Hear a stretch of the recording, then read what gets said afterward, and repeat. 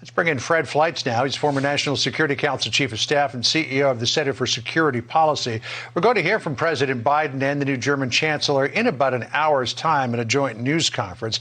But Scholz has been under fire, Fred, for not doing enough to support Ukraine.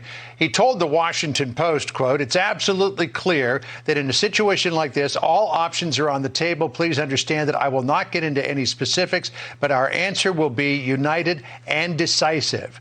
What united and decisive means in terms of Germany's response, I think, Fred, is an open question here. I'm really concerned about that. First, I am now with the America First Policy Institute. Big job change in 2022. This is going to be a photo op, John. We've seen with the exit of German Chancellor Merkel, who had a good relationship with Putin, who is fluent in Russian, there's no leadership from Germany in Europe. And Germany has shown no resolve on this issue because it is so dependent on Russian gas. And concerning the U.S., we're seeing so many incoherent statements. America's really lost credibility. Yesterday, for example, Jake Sullivan, the national security advisor, said on a Sunday morning show that the U.S. thinks an invasion of Ukraine is imminent. It may take place in a few weeks or it won't take place at all. John, that's not leadership. That's confusion. That's showing leadership right now. And that's France. And that's why Macron is in Moscow right now talking to Russian President Putin. Yeah, you know, and there seems to be a lot riding on this, that Macron might be the one guy who can pull Putin back from the brink. But in terms of Germany, again, in that new Nord Stream 2 pipeline that's going to flow an awful lot of gas from Russia into Germany to keep the lights on, as a result of that, does Putin have Scholz by the you-know-what?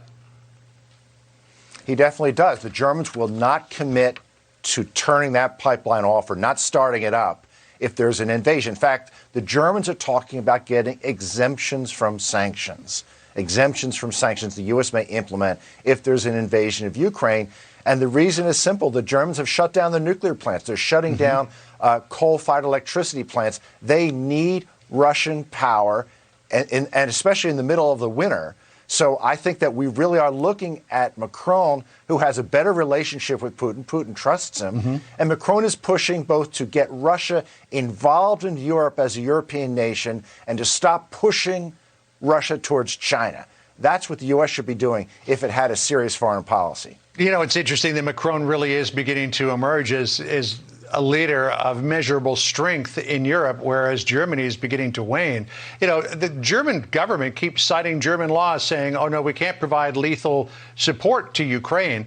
Obviously, President Biden's going to talk to Scholz about this afternoon. Here's what General Jack Keane suggested Biden should do in their meeting today.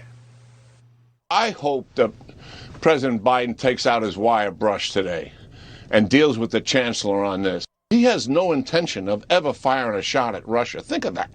I mean, that is what he has said to many of the people or his insiders. That would mean if Russia plopped down in the Baltics, it's unlikely Germany would execute Article 5 and attack Russia as a result of that kind of provocation. So what General Keane was essentially saying there, Fred, is can Germany really be counted on to live up to its NATO commitments?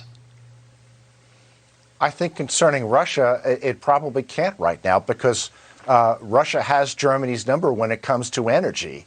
The fact that it won't, I think the Germans sent used helmets to Ukraine. It wouldn't send any weapons. It isn't allowing nations that have German weapons to transship them to Ukraine. This is a real problem, and it's showing that it is not standing up for a fellow European state that is facing an imminent invasion. You know, I'll give Biden credit for sending weapons to Ukraine. But in terms of the rhetoric and putting pressure on Putin, both the U.S. and Germany are not succeeding.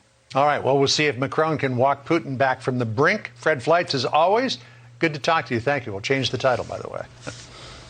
Good to be here. All right. Sandra? Officials warn